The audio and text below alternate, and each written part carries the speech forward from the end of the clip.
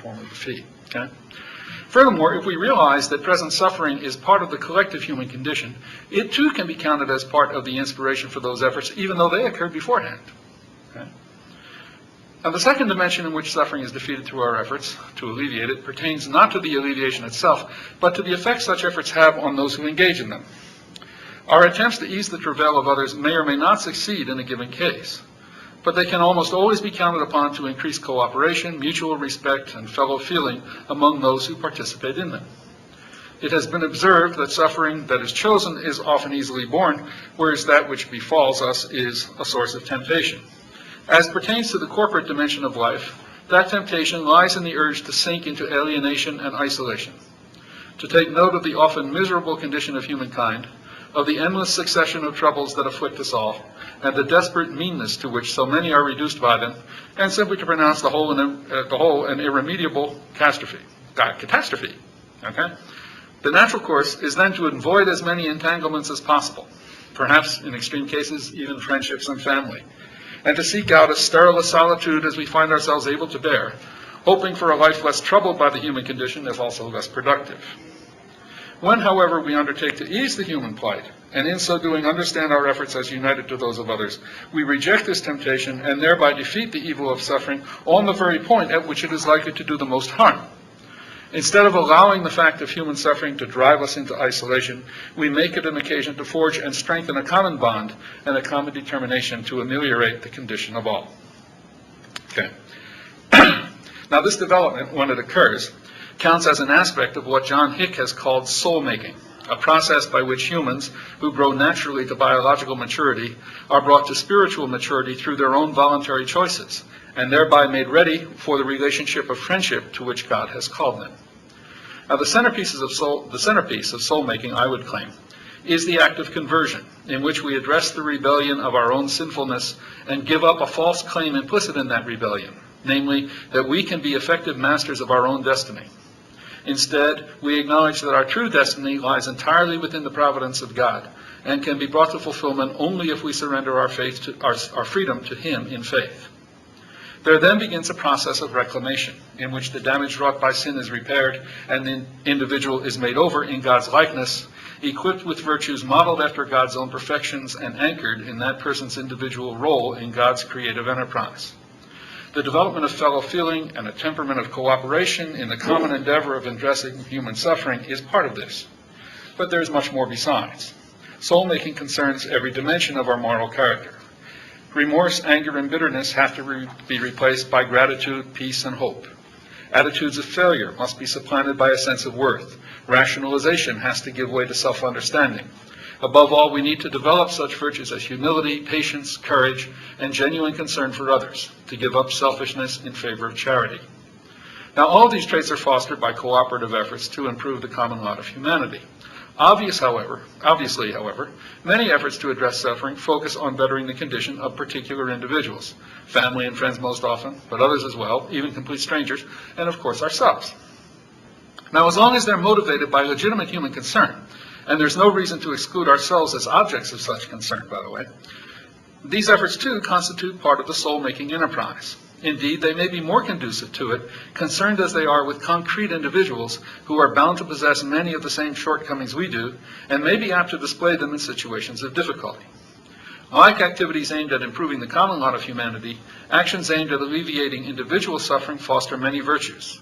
Depending on the type of case at issue, they may help us to advance in mercy and charity, in love of justice and the courage to seek it, and in a sympathetic understanding of the trials of others, as well as tolerance of the weaknesses they may display in coping with them. Finally, as might be expected, the sufferings we ourselves must bear have a special place in the soul-making process.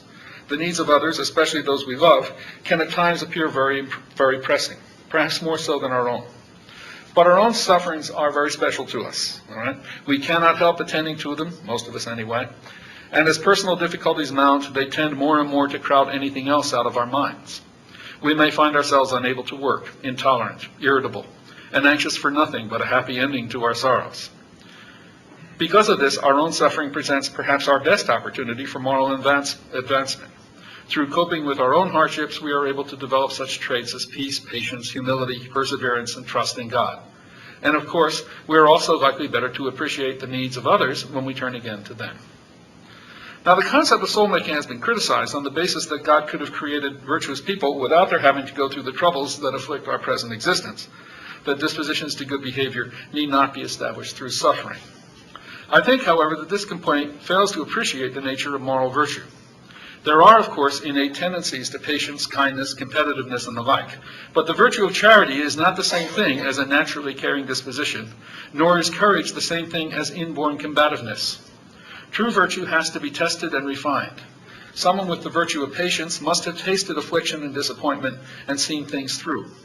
The courageous individual has to have endured danger and risk. The compassionate must himself have struggled with temptation, sorrow, and hardship. The point of such experiences is not merely to strengthen our tendency to act rightly, though they will surely do so. Nor is it even that moral virtue, properly understood, must be achieved through the exercise of freedom as moral agents, although this too is certainly true. It is rather that moral virtue is above all a matter of practical wisdom. It requires that we know trial and suffering and human weakness in the face of them in the only way they can truly be known, through experience. Suffering cannot be understood in the abstract. Only firsthand, it can't be understood in the abstract because it isn't ours. Right?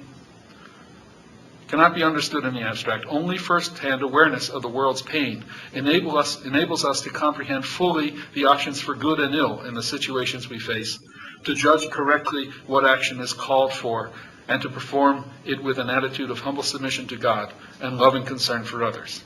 In short, true virtue requires knowledge of good and evil, not only as manifested in the struggle with sin, but as they are played out in the travail of the whole world.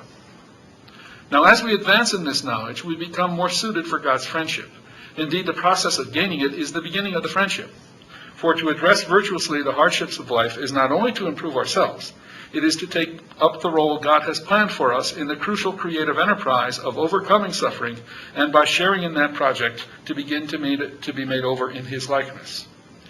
It is appropriate in this context to address a second objection against soul-making, namely that it is finally an empty exercise, inasmuch as in the promised life of the world to come, sorrow and suffering will give way to paradisiacal bliss, and no challenge that might call for the exercise of virtue will be encountered. Now, here too I think there is a profound misunderstanding. What assignments, if any, may be had in the life to come is, to put it mildly, less than clear. Though there is a scriptural suggestion that in the next life the saved, having been faithful in a few things, will be set over many. Now, if anything like that is correct, then moral virtue and the wisdom essential to it may be of paramount importance, even though suffering is ruled out. Okay? Think here of the general, who doesn't himself have to face the horrors of war in order to command his troops, but probably will command them better if he does have first-hand knowledge of those horrors and has developed the virtue to cope with them. Okay? But even if we ignore this issue, it can be seen that true fellowship with God requires moral virtue.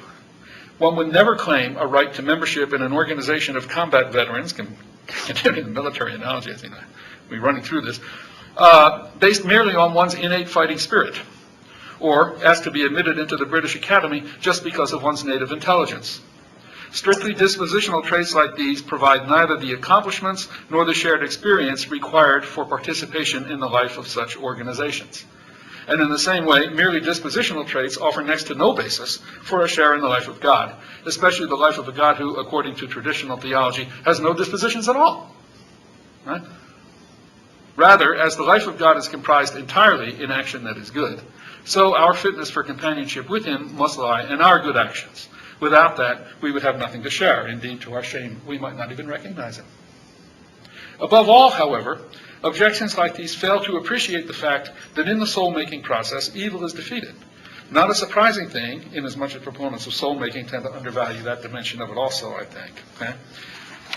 We've seen that the real challenge of evil is in the temptation it presents. Pain, bereavement, psychological mistreatment, and the many disappointments of life are difficult to bear in large part because they're usually out of our control, and so remind us of our finitude and vulnerability.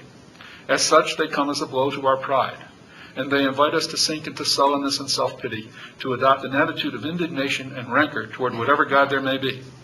In short, suffering raises for each of us the problem of evil, not on the intellectual plane of philosophical argument, but on the moral and personal level, as a concrete reality that must be dealt with, to the betterment or detriment, as the case may be, of our moral selves.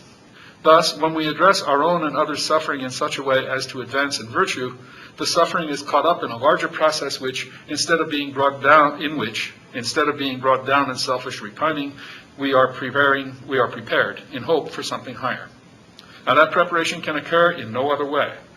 And in it, the evil of suffering is defeated precisely because, instead of resulting in bitterness and despair, it becomes an integral part of a process in which creatures who might have turned away from God are instead transformed in accordance with his likeness through their own action.